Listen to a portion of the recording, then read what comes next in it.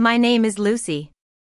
Sitting here in the peaceful nursery, watching my daughter sleep soundly, I'm reminded of the storm that once raged through our lives. It was a year ago, on her first birthday. The room was filled with softness, warm lights, and the sound of laughter. But I couldn't help but look at the doorway, expecting to see a familiar face that never appeared. As I think back, I'm transported to that fateful day when my world was turned upside down. My daughter, Lily, had just been born after 3 long years of trying. It was a miracle, a dream come true. The hospital room was filled with flowers, soft pinks and whites, and stuffed animals still wearing their tags. A lullaby played from the hallway speaker, and I was too sore, too stunned, and too full of love to do anything but stare at her tiny face.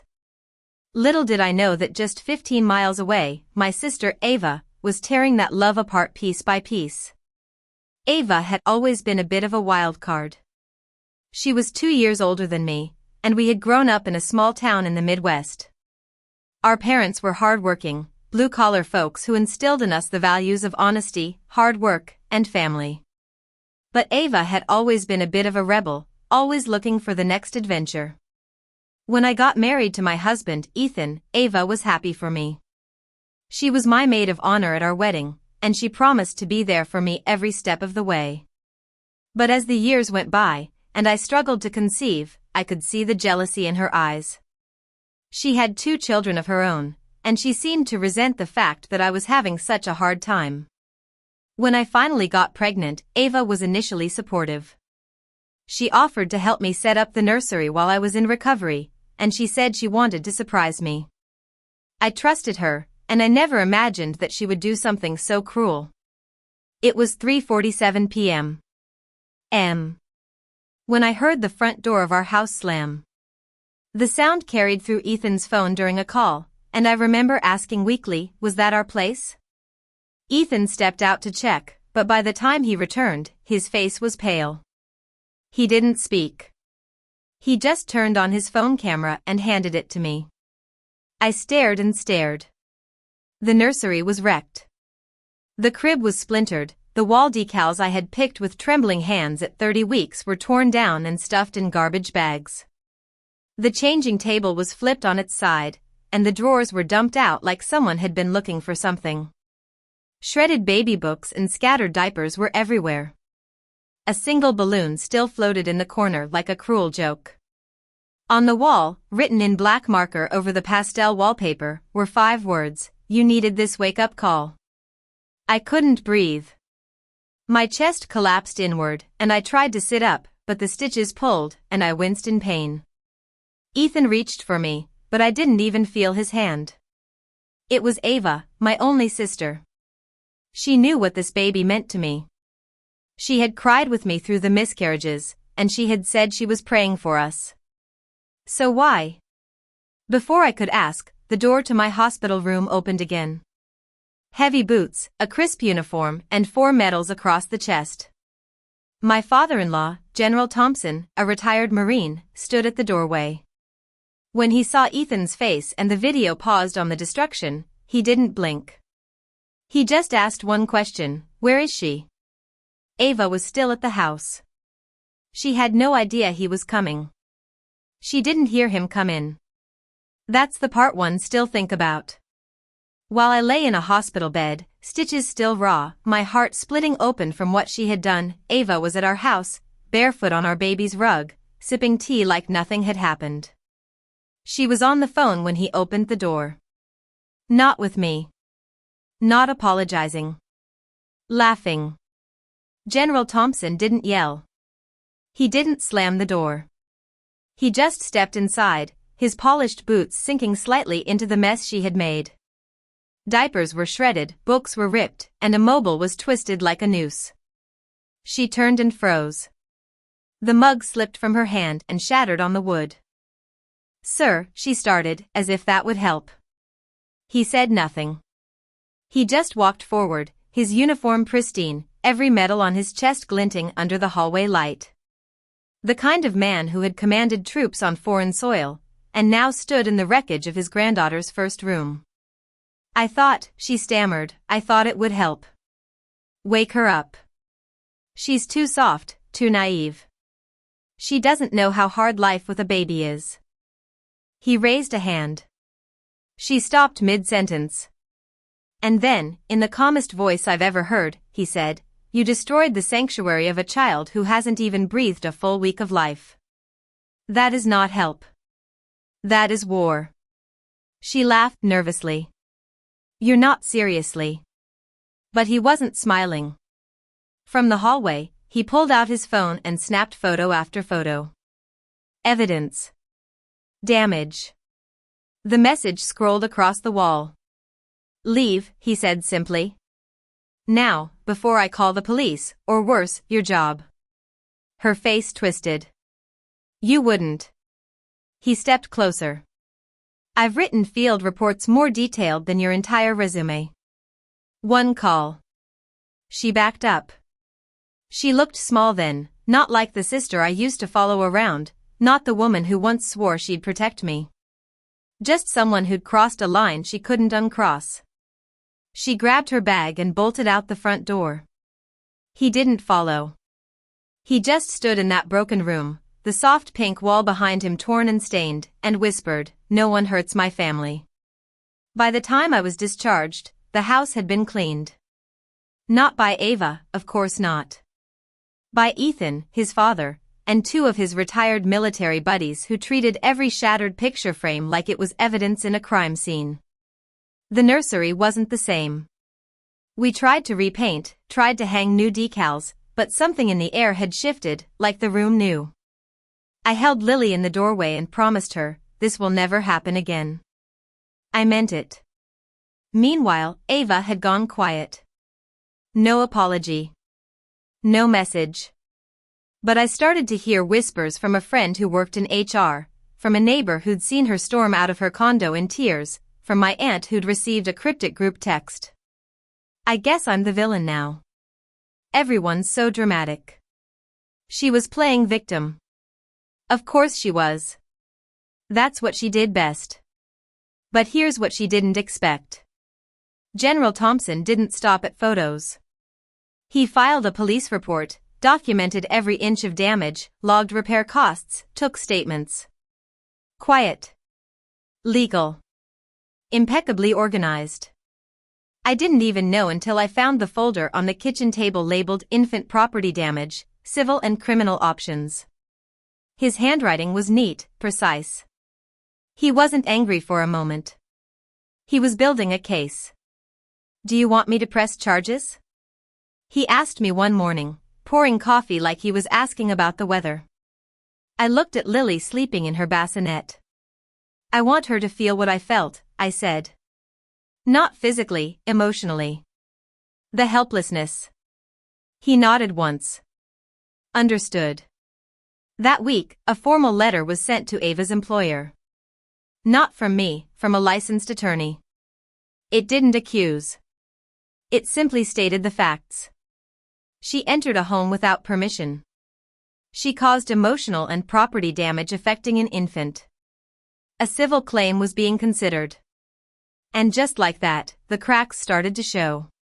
She posted vague quotes online, deleted comments, went off private, back on, and then she called me. Voice low, tight.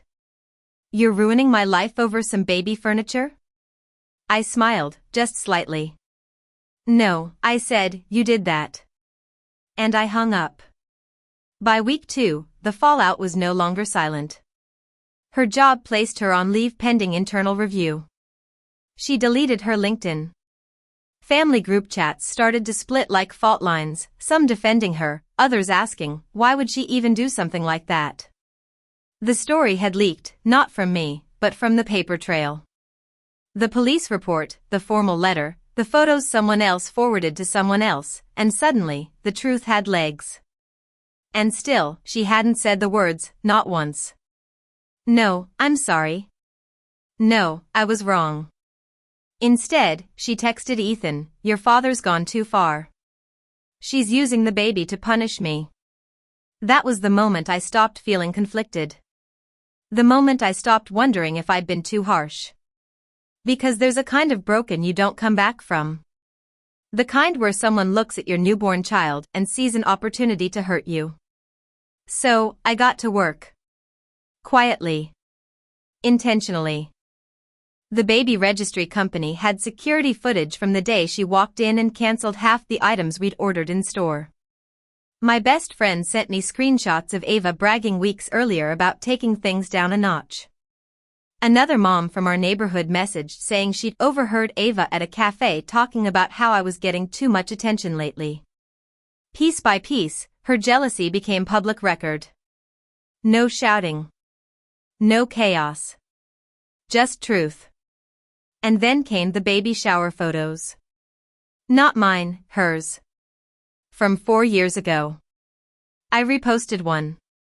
No caption. Just the image of her beaming beside a pristine nursery surrounded by gifts and love. People understood. And in the comments, someone wrote, "Wild how someone who had so much joy for her own child could destroy someone else's." It spread. Quietly. Organically.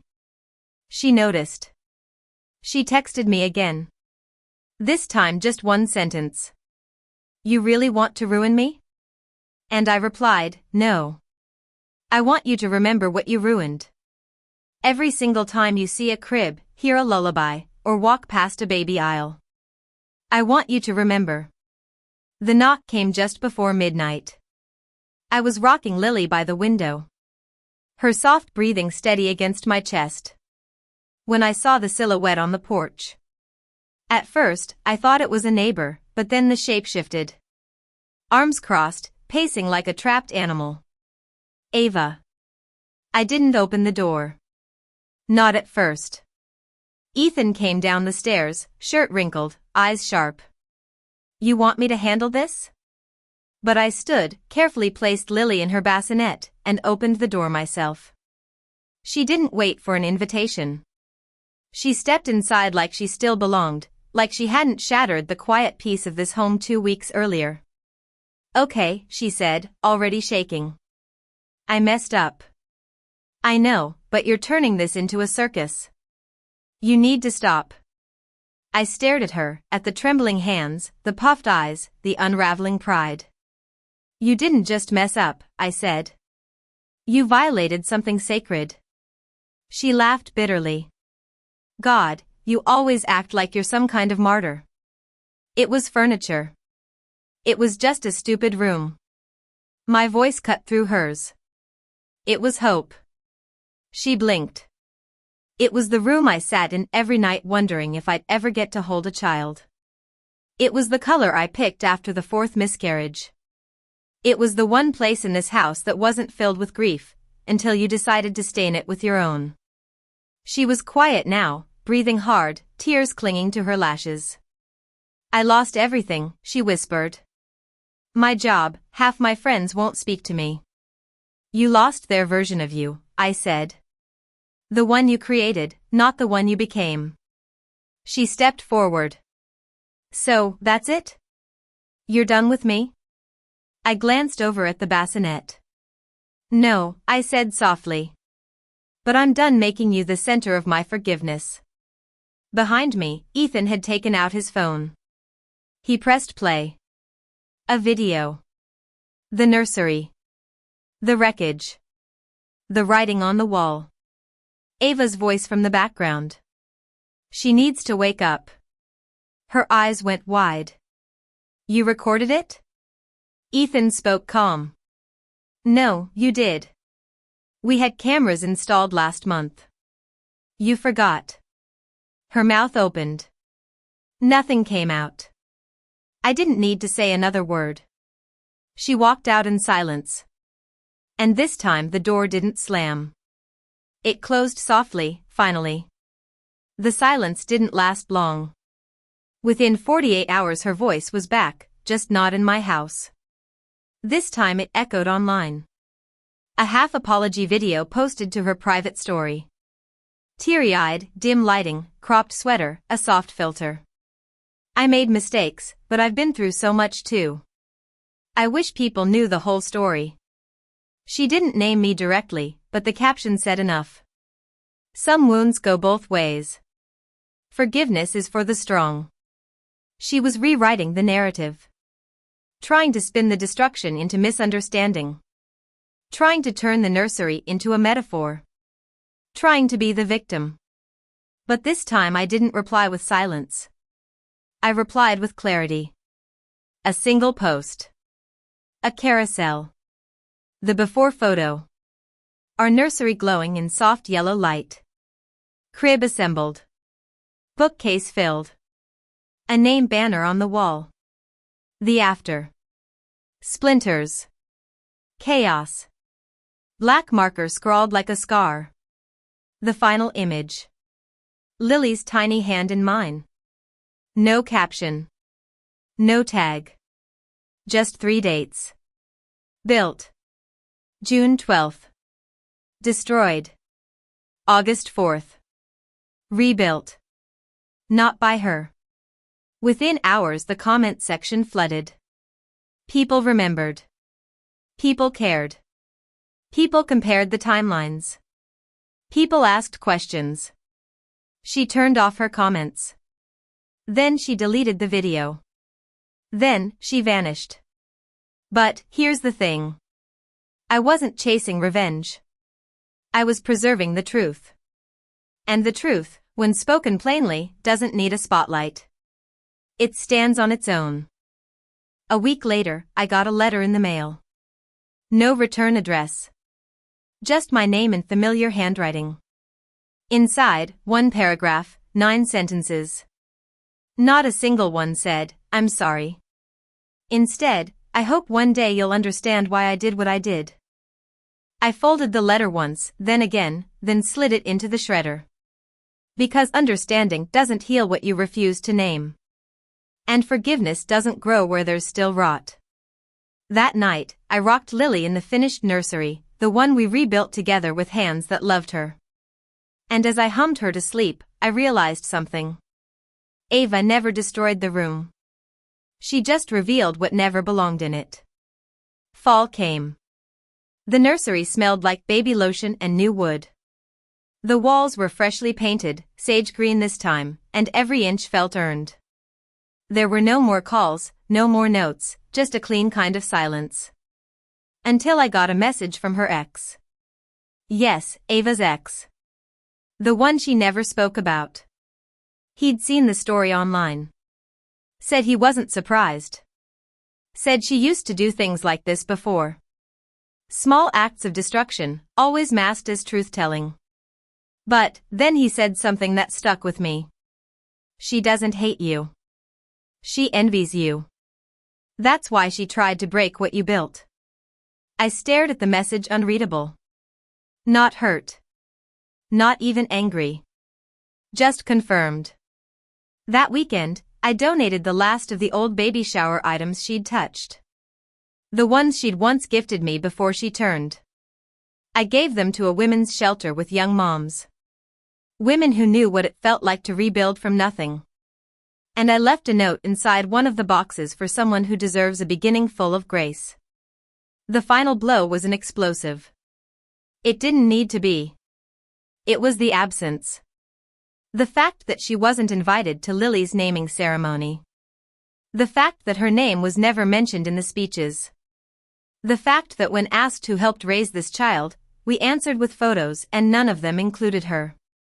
She tried to text one last time. A picture from years ago. Us in matching dresses as kids. No message. Just nostalgia. I didn't reply. I just archived it because some memories aren't wounds. They're warnings. Later that night, I watched Ethan cradle Lily under the string lights in our backyard. General Thompson grilled quietly in the corner. Apron on over his uniform pants. Friends laughed over dessert. And me? I didn't miss her. Not even a little. The first birthday came fast. I held Lily as the candle flickered on her tiny cake. 1 flame. 1 year. 1 lifetime away from the day Ava tore everything down. The room was filled with softness. Warm lights. Laughter. Baby giggles. No black markers. No broken cribs. Only people who had earned the right to be here. General Thompson stood in uniform by the kitchen. Not because he had to, but because he wanted to. He toasted with sparkling cider, raised his glass, and said, "To beginnings that no one can steal." We all clapped, but me, I watched the doorway and felt nothing. She wasn't there. No text. No surprise appearance. No final apology. And that was the justice. Not revenge. Not chaos. But her absence. She had removed herself from the narrative, and I'd stopped editing her back in. The baby slept that night wrapped in a handmade blanket from one of Ethan's old friends, a Marine who'd driven 4 hours just to deliver it in person. On the tag was a note, "Built stronger because she's worth it." Later, I sat by the window alone, moonlight pooling across the nursery floor. I opened a small box, the one that held what was left of that first wrecked room. A piece of wallpaper. A corner of the old mobile. I thought I'd feel something. I didn't. Just peace. Just silence. The kind you earn. Because in the end, she didn't ruin me. She revealed herself. And I let her go. So now, when I tell Lily stories about strength, I won't talk about revenge. I'll talk about rebuilding. I'll tell her how love doesn't always roar. Sometimes it just refuses to move. And I'll remind her of one thing. That on the day someone tried to break her story before it began, her family stood while the destroyer walked herself out.